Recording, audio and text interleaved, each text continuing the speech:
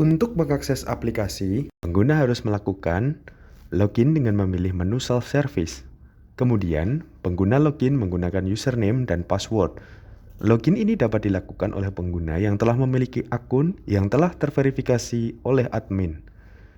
Jika NPWP pengguna sudah terdaftar tetapi belum memiliki akun pengguna, dapat dilakukan registrasi terlebih dahulu. Registrasi. Untuk mengetahui apakah NPWP sudah terdaftar atau belum, pada halaman register, perusahaan masukkan nomor NPWP dan tekan tombol cari yang berwarna orange. Tampilan informasi berikut akan muncul pada layar jika NPWP sudah terdaftar. Selanjutnya, masukkan kode WIUP dan pastikan Anda mengisi seluruh kolom data dengan benar dan sesuai. Lalu, akan muncul informasi seperti pada layar. Halaman register data baru seperti berikut akan muncul pada layar. Pastikan Anda mengisi seluruh kolom pada akun, perusahaan,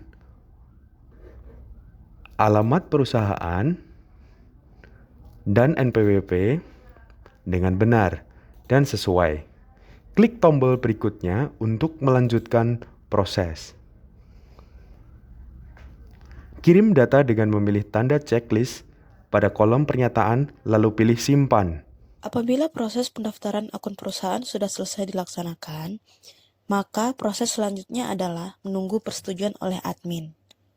Jika sudah mendapatkan persetujuan, perusahaan akan mendapatkan hasil verifikasi melalui email seperti contoh pada layar.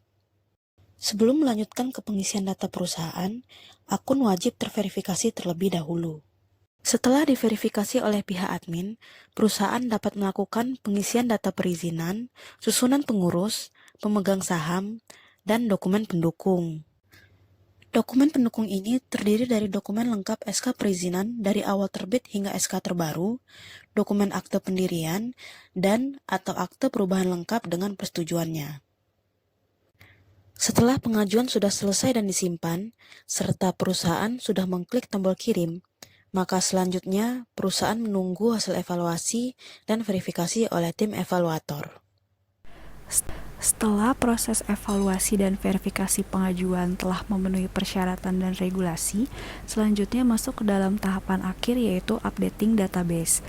Pemegang izin dapat memperoleh informasi profil perusahaan dan perizinannya yang tercatat di database Ditjen Minerba pada menu data perusahaan di halaman dashboard dan memasukkan nama perusahaan pada kolom pencarian. Jika perusahaan telah terdaftar, maka pada layar akan muncul data riwayat perusahaan yang terdiri dari profil perusahaan, alamat perusahaan, susunan direksi, masa berlaku perizinan perusahaan, dan data perusahaan.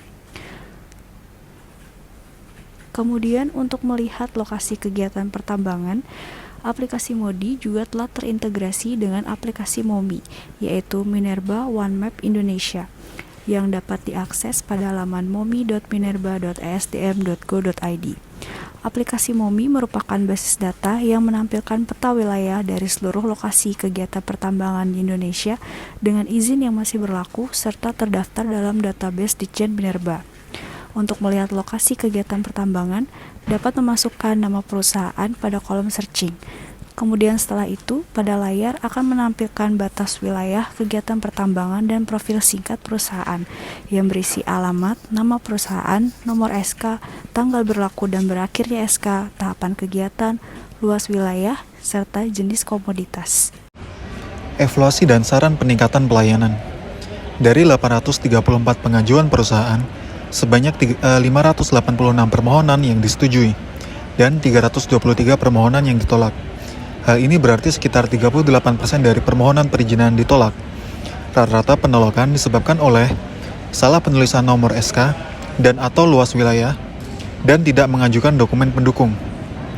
Direktorat Jenderal Mineral dan Batubara perlu mengadakan sosialisasi dan pelatihan aplikasi Minerba One Data Indonesia.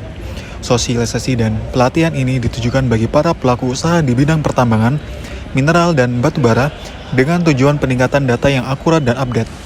Selain itu, bertujuan untuk meningkatkan pelayanan yang optimal kepada perusahaan dengan lebih cepat, mudah, dan jelas.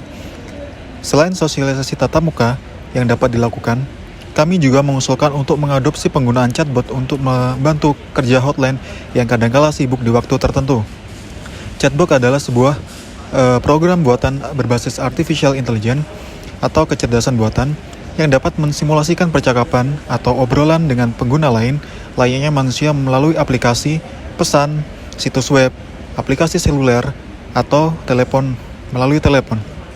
Teknologi ini juga dikenal sebagai asisten digital yang dapat memahami serta memproses permintaan penggunaan dan memberikan jawaban yang relevan dan cepat. Diharapkan, dengan teknologi ini dapat membantu menjawab pertanyaan dari perusahaan dan mengurangi beban kerja evaluator untuk menjelaskan proses pengisian data MODI.